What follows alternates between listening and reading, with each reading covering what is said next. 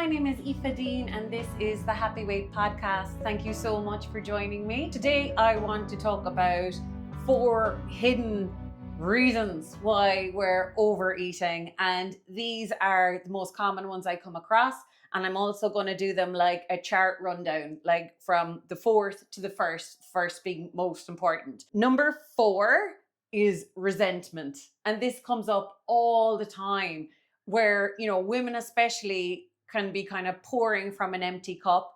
They can be saying yes to things that they mean to say no to. They can be doing jobs for children that are old enough to be doing them themselves. They can be the default chef, the default picker-upper, the default everything, even though they don't actually have that time, or they don't have those energy levels, or someone else could easily do it. And all of that breeds resentment. And it's pretty much probably at least a good few times per week when I'm on calls with clients, it will come up. The crap thing about boundaries is everyone presumes you have them. Your husband or your children, they might be like, oh, mom's cooking the dinner 6 days a week because she really enjoys cooking the dinner 6 days in the week. And your husband might be like, oh, she's not going out to yoga because she doesn't want to go to yoga. If she wanted to go to yoga, she'd be gone. Whereas women can kind of assume that people should be able to pick up on our wants, because I suppose we can be very intuitive about other people's wants, and we feel that maybe it should be the same in return. The problem with that pouring from an empty cup, giving when you don't have the energy or time to give, saying yes when you mean no, is it breeds resentment, which breeds kind of martyrdom, victim mentality. And then we have to soothe that wound and comfort eat.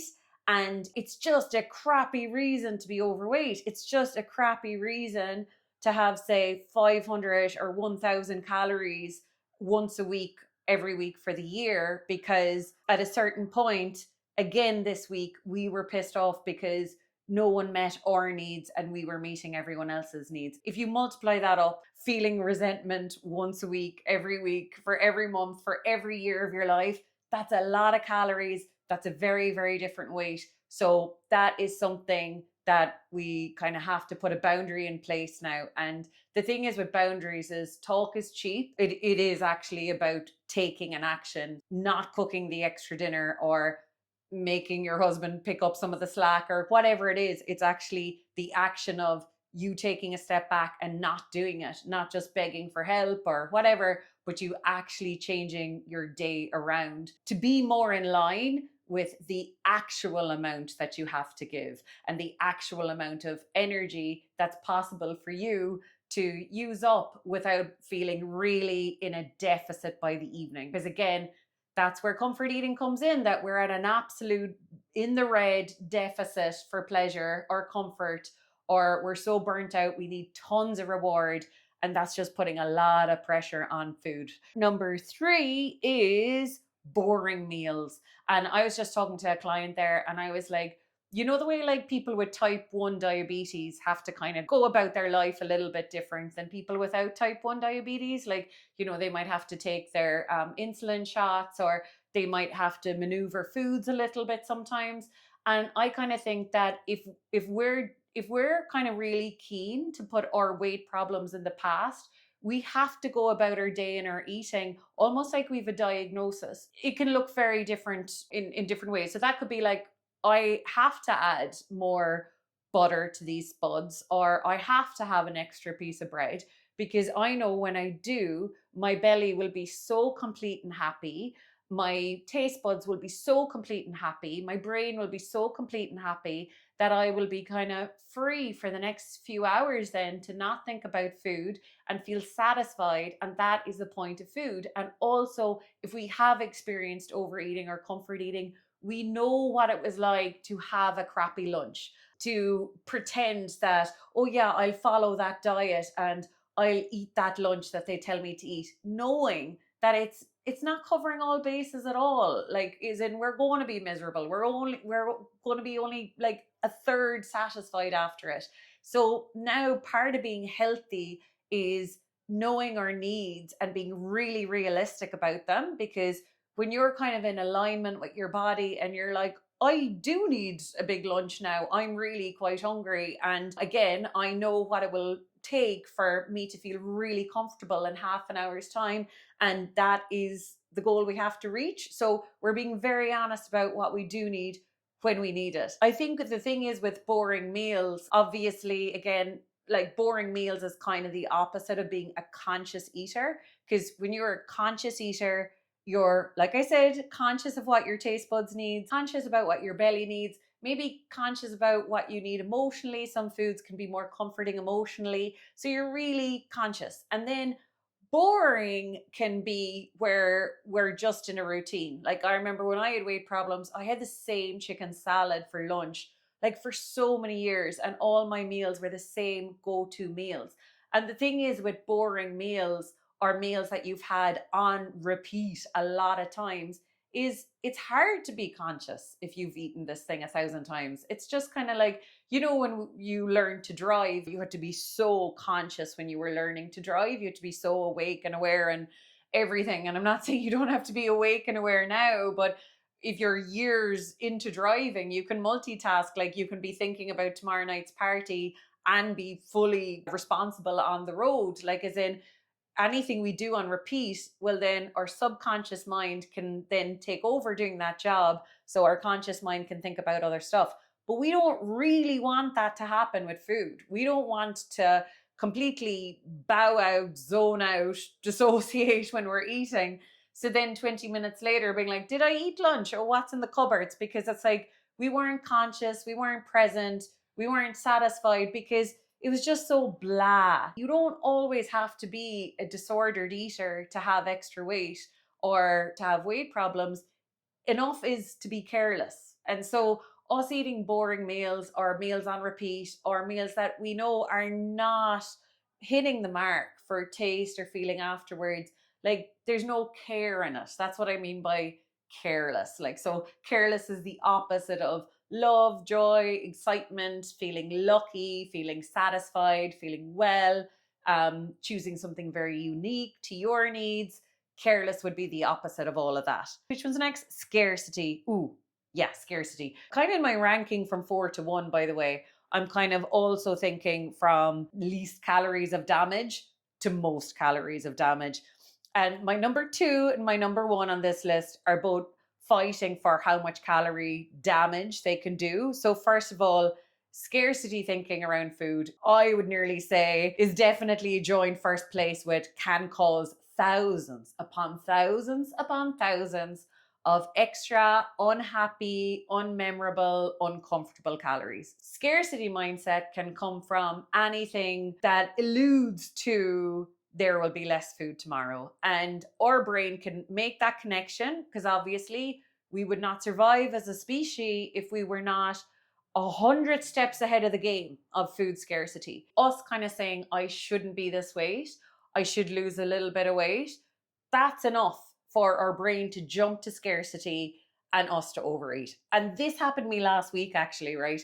I was in the co-working space and I was wearing more of a like clingy dress than I would normally. And so I was like a little bit self-conscious or a little bit like feeling exposed. And then I was eating lunch with my friends in there. And I said to one of my guy friends, I was like, oh, do you have any more potatoes? Because I'm still hungry. Like potatoes as in the crisps. And then like my other male friend in there was kind of like, oh, why don't you do what Victoria Beckham does? Like she has never ever in her life eaten off David's plate. And so he said that because they had just been talking about the Victoria Beckham documentary. So that's why he said it, right? He was just kind of being funny and just tying in the last conversation. But in my head, I was like, oh my God, he's seen me in this clingy dress. He thinks I'm fat. He thinks it would be nicer if I was slimmer in this dress. So I'm like, yet again, a counselor would probably have a lot to say about the thoughts that went through my head when he said that. And then I got home from work later and I made like a big vat of pasta and then had it with like tuna, mayo, sweet corn, whatever else I had in the fridge. But I suppose the weird thing is that usually, like say on a lovely day like that, I would just go straight from the co-working space to go for a walk. And I had an hour to like go for a walk or go for a swim or do something nice before I then had to leave to go for a meal in Monks Lane and Timoleague. But instead, when I came home, I just had a massive drive to eat. And then, of course, there was a little bit of judgment in me because I'd be all about like honoring the lovely food, and Monks Lane and Timoleague is gorgeous if you've ever been there. So I was quite excited to leave all my tummy space for that meal. But now that wasn't really happening because I was having all of this pasta. I was kind of early stage spiral, I think. And then I was like, Aoife, think about what you tell other people. Like, how is your belly feeling? And I was like, my belly is feeling fine. And then I think another rule is stand up for your body. So it's like a meal in Timoleague at 7:30 is no good for my body if at 5:30 emotionally and belly wise, my body wants food now. So I was honoring my body by having that food then. But I also, it was kind of the first time it fully dawned on me, how deep did your co-workers' comment go?